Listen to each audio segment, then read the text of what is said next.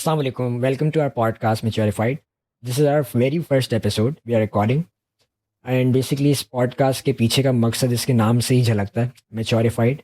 एक pure mature content provide किया जाएगा जिसमें लाइफ लेसन्स और लोगों की जर्नी, जो भी हमारे गेस्ट आएंगे उनकी जर्नीज़ और जो भी उनसे सीखने को हमें मिलेगा, और एक बहुत डिटेल्ड कुछ बातें होंगी लोगों की प्रोफेशंस के हिसाब से।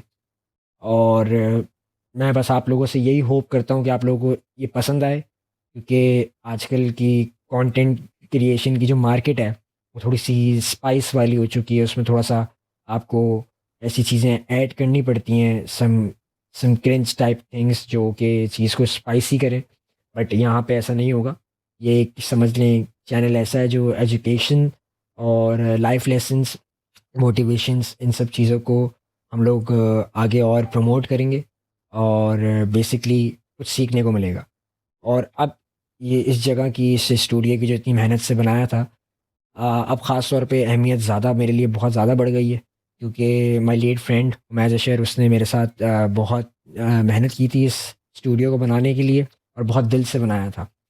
तो अब मैं ये चाहूँगा कि मैं उसने जिस दिल से इस कमरे को बनाया था, अब उसी दिल से मैं इस पॉडकास्ट को पाकिस्तान का one of the biggest podcast channel बना दूँ, और बेहतरीन, मतलब इसको एक उरूज पे लेके जाऊँ अपने दोस्त के लिए।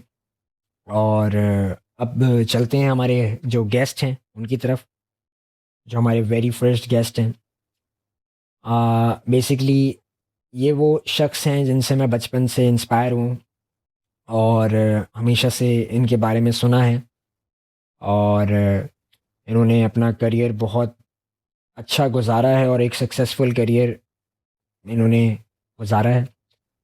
और ये टेबल टेनिस के बहुत बेहतरीन प्लेयर भी रह चुके हैं, कराची चैम्पियन भी रह चुके हैं, और एक हाई लेवल पे इन्होंने टेबल टेनिस खेली। फिर ये पाकिस्तान से मूव आउट कर गए सन 2000 में, और कनाडा शिफ्ट हो गए। वहाँ इन्होंने बहुत मेहनत करी और अपना एक वहाँ पे नाम बनाया रियल एस्टेट में। और हर लाइफ के एतबार से, प्रोफेशनली हो गया या पर्सनल रिलेशंस हो गए, he was up to the mark everywhere. तो बगैर टाइम वेस्ट किए मैं अपने पहले गेस्ट की तरफ चलता हूँ, जो कि मेरे चाचू भी हैं और एक रोल मॉडल हैं, तो जिनका नाम सुहेल कामरान है। अस्सलाम वालेकुम। वालेकुम सलाम। क्या हाल है भाई? All good. माशाल्लाह माशाल्लाह, बहुत दिनों बाद देखा आप, माशाल्लाह मज़ीद खूबसूरत और हसीन हो गए माशाल्लाह से। तो चाचू, मेरा सवाल आपसे ये है कि बेसिकली आपने अपने करियर के इतने अर्ली स्टेज पे कनाडा शिफ्ट होने का सोचा, और वो भी उस चीज़ के होने के बावजूद जो इतने दोस्त यार, ख़ानदान, वालदेन, उन सबको बेसिकली एक आपने हार्ड गुड बाय कहा, और आपने वो वहाँ जाने का सोचा। तो आपने डिफरेंसेस वहाँ क्या फ़ील किए? क्या वो अर्ली डिफरेंसेस थे, और वो क्या बेसिकली एक स्ट्रगल था जो आपने वहाँ पे फ़ील किया, और फिर आप यहाँ तक पहुँचे, जो आपने माशाल्लाह एक नाम बनाया अपना रियल एस्टेट में। और बेसिकली, और साथ ही साथ आप रिश्तों को भी लेके बेहतरीन चले वहाँ रह के। मतलब कुछ लोग ऐसे होते हैं जो परदेश जाते हैं तो बस वहीं के हो जाते हैं, और फिर यहाँ के जो रिश्ते होते हैं वो उनसे समझ लें धुंधले होते रहते हैं, धुंधले होते रहते हैं, और फिर वो लोग उनको भूल जाते हैं, वो लोगों को भूल जाते हैं। बट आपने हर चीज़ को बैलेंस लेके चले आप, और आपने वहाँ पे भी अपना नाम बनाया, और बेसिकली फैशन लाइफ को भी आपने बहुत अच्छा टाइम दिया, और आपने एक पर्सनल रिलेशंस भी बहुत अच्छे लोगों से बिल्ड करके रखे अब तक।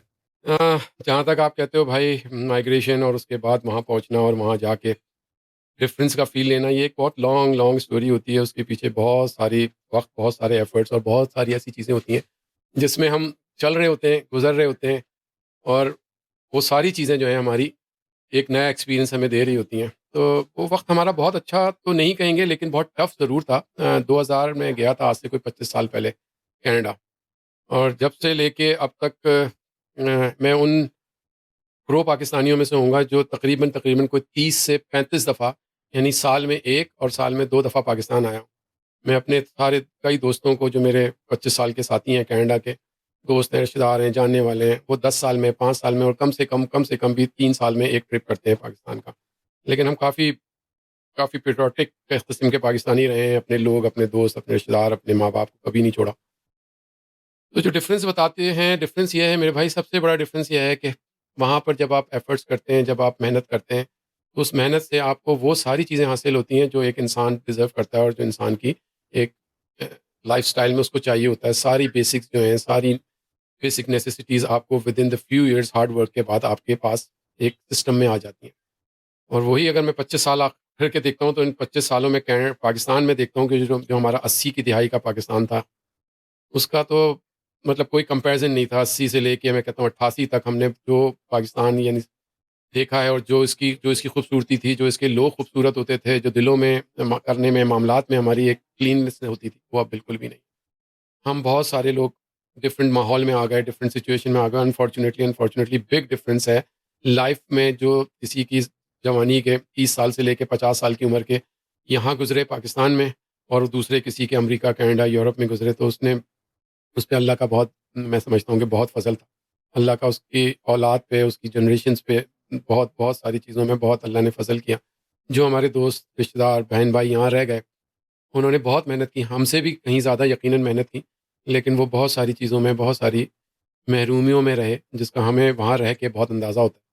और बहुत सारी चीज़ें बताएँगे तो चलता ही सिलसिला चलता ही रहेगा और बहुत सारी चीज़ें हमारा तो चाचू मेरा दूसरा सवाल आपसे ये है कि जब आप यहाँ आते हैं, पाकिस्तान आते हैं और जब अपने लोगों से मिलते हैं, तो आपको क्या महसूस होता है? बेसिकली जो चीज़ जो आपने ज़िंदगी गुज़ारी और जो उन्होंने 25 साल आपने वहाँ गुज़ारे, 25 साल उन्होंने यहाँ भी गुज़ारे, तो आपको क्या डिफ़रेंशिएट करते हैं आप बेसिकली उन लोगों में और वहाँ के लोगों में? क्या चीज़ें हैं ऐसी जो हम में थीं, उधर नहीं हैं और जो उधर हैं, वो इधर नहीं हैं?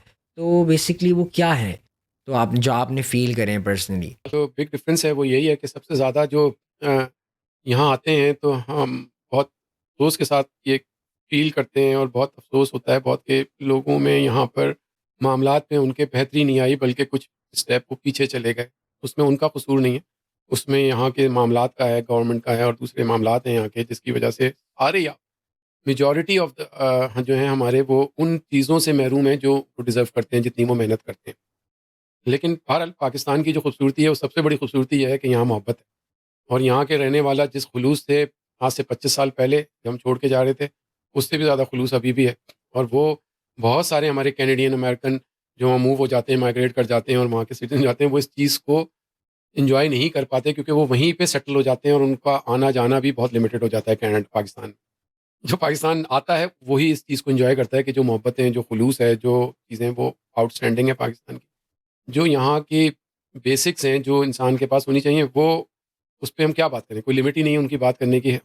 वर्स्ट से वर्स्ट होती जा रही हैं और सारी चीज़ें ख़राब हो रही हैं। कनाडा में रहते हुए मैंने ये देखा कि जिस आदमी ने भी 5 इयर्स सही तरीके से किसी भी मामले में, किसी भी फ़ील्ड को लेके, किसी भी जॉब को लेके सिंसियरली एफ़र्ट्स किए, तो वो हर उस चीज़ के मामलात में वो बेहतर हो जाता है कि उसके पास हर वो वसाइल होते हैं, जो वो यहाँ से जाते हुए ड्रीम करता है।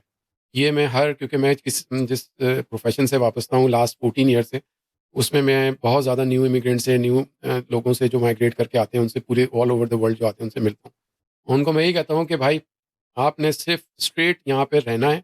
इसमें ये नहीं करना है कि पहले साल में घबरा गए, दूसरे साल में 6 महीने में घबरा गए और जहाँ से आए थे वापस चले गए। तो जो आप लूज़ करेंगे, वो आपका लाइफ़ टाइम रिग्रेट होगा और जो आप अचीव करेंगे, वो ऐसा होगा कि उसके मामले में आप हर वो चीज़ ले लेंगे, हर वो चीज़ ले लेंगे जो आप सोच के आए थे, लेकिन आपको ऑफ़ कोर्स 2 से 3 साल वहाँ पे और एक बेस्ट पीरियड है 5 ईयर्स, वो वहाँ गुज़ारें और बिग डिफ़रेंस है। आपके सवाल का जवाब यही है कि यस यार, बहुत फ़र्क इसलिए है कि वहाँ पे जो सिक्योरिटी वाइज़, सेफ्टी वाइज़ और वसाइल वाइज़ इंसान एन्जॉय करता है, वो यहाँ रह के आदमी नहीं कर रहा। तो चाचू मैं अब अपने तीसरे सवाल की तरफ आऊँगा जो कि स्पोर्ट्स से रिलेटेड है। ऑब्वियसली आपने टेबल टेनिस खेली और एक बहुत प्रोफेशनल लेवल पे खेली। आप 1994 में कराची चैंपियन बने, फिर आप सिंध चैंपियन बने। तो आपने एक बहुत हाईएस्ट लेवल पे टेबल टेनिस खेली और मैं अब आपसे यही पूछूंगा कि ईयर 2000 में आप मूव आउट कर गए कनाडा, तो फिर आपने इस गेम को कितना मिस किया या उधर भी कंटिन्यू किया? और अब आप जब यहाँ आते हैं तो अब आप इस गेम को कैसे देखते हैं उस दौर के मुकाबले? क्या पोटेंशियल रह गया है इस गेम में? और क्या आप यूथ को इस गेम के ऊपर मतलब अपना करियर चुनने का मशवरा देते हैं कि आप इस गेम को अपना प्रोफ़ेशन बनाया जाए इन पाकिस्तान? तो इसके हवाले से कुछ बताएँ मुझे। बात ये है कि यहाँ की टेबल टेनिस स्पेशली अगर हम सिर्फ टेबल टेनिस की बात करें तो टेबल टेनिस यहाँ पे हमेशा से शौक पे और अपने मामलात के साथ ही खेली गई है। चाहे पहले का दौर हो और मुझे ऐसा लगता है कि अभी भी वही दौर चल रहा है, बल्कि उससे भी वर्स्ट हो गया। पहले तो कम से कम कुछ ऑर्गेनाइजेशंस होती थी और वो टूर्नामेंट्स कराती थी और उसमें बहरहाल कुछ न कुछ नज़र आता था। मैं जी आप सही कह रहे हैं, मैं 2000 में चला गया था और 1993 या 94 में मैं कराची चैंपियन बना था। कुछ और भी कैंप्स खेले थे, पाकिस्तान कैंप भी खेला है और कराची टीम को कई दफ़ा रिप्रेजेंट किया है, सिंध चैंपियन भी बने।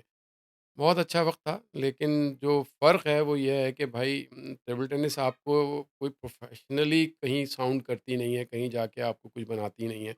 स्पोर्ट्स को कोई किसी की किस्म की पीछे से कोई सपोर्ट नहीं है, ना ना प्रोविंस वाइज़, ना वफ़ाक के इस तरफ से। तो उसकी वजह से यहाँ से लोग इसीलिए अभी भी मैं सुनता हूँ बहुत अच्छे-अच्छे लोग प्लेयर्स आए और आके वो गायब हो गए। तो उसकी वजह यही है कि टेबल टेनिस में कोई स्कोप नहीं है। लेकिन हाँ, गेम बहुत अच्छा है, हम अभी भी खेलते हैं। हम कनाडा में खेल रहे हैं, पिछले 25 साल पहले के गए हुए हैं। मैं अपने बहुत अच्छे प्लेयर्स के साथ अभी वहाँ खेल रहा हूँ, जो अभी भी अगर यहाँ पर आते हैं, तो वो यहाँ पे आके आपके सिंध और पाकिस्तान लेवल पे आके कराची को तो ईज़िली हैंडल कर सकते हैं, जिसमें रहीम हैं, आमिल हैं, अ, उम, अज़हर शेख साहब हैं और अपना और 2-3 ऐसे प्लेयर्स हैं, जो इस वक़्त इस लेवल पे खेल रहे हैं कि यहाँ आएँ, तो यहाँ पे पाकिस्तान लेवल पे वो आके पाकिस्तान की टीम में आके कॉम्पीट कर सकते हैं।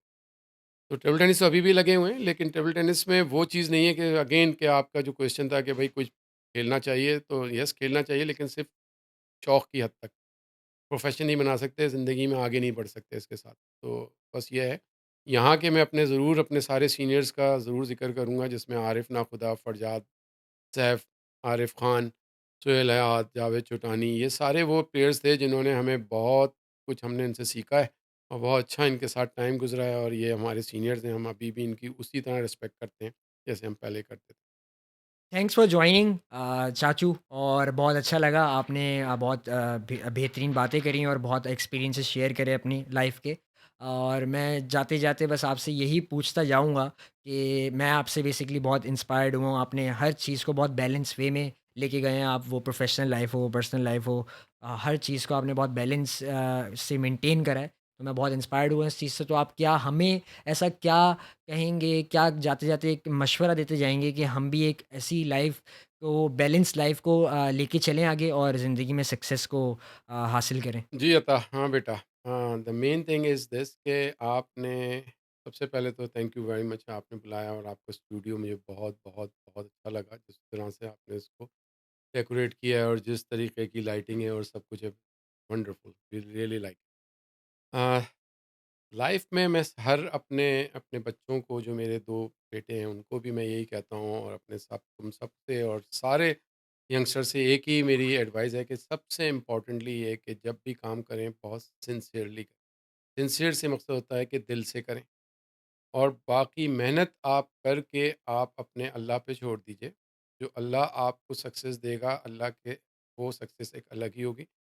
और जो आज का दौर है उसमें मैं सबसे ज़्यादा इम्पोर्टेंटली ये कहूँगा अली अता, कि आपको सबसे इम्पोर्टेंटली आपको अपनी जो आज का एआई का दौर है, जो एडवांसमेंट का दौर है, जो टेक्नोलॉजी जिस तरह चल रही है, उसको अपने अंदर पेनिट्रेट करें, अपने हर काम के अंदर, हर फ़ील्ड में, हर चीज़ में, और उसके साथ सक्सेस आपकी जो है इंशाल्लाह नॉन स्टॉप होगी आपके लिए। और once again thank you so much अता।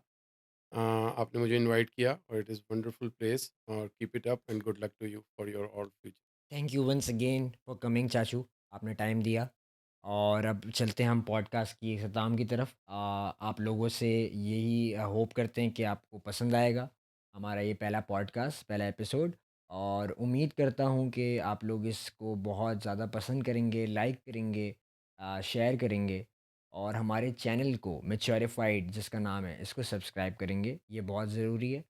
और अपना प्यार दिखाइए, सपोर्ट दिखाइए ताकि हम इसी तरह के गेस्ट बुला सकें, जो कि आपको किसी न किसी तरीके से हेल्प कर सकेंगे और लाइफ लेसन्स दे सकेंगे। और अपनी जो जर्नी उन्होंने गुज़ारी है, जो लाइफ स्ट्रगल्स गुज़ारे हैं, उसके बाद वो एक पॉइंट पे पहुँचे हैं, उन सब की केस स्टडी आप सुन सकेंगे।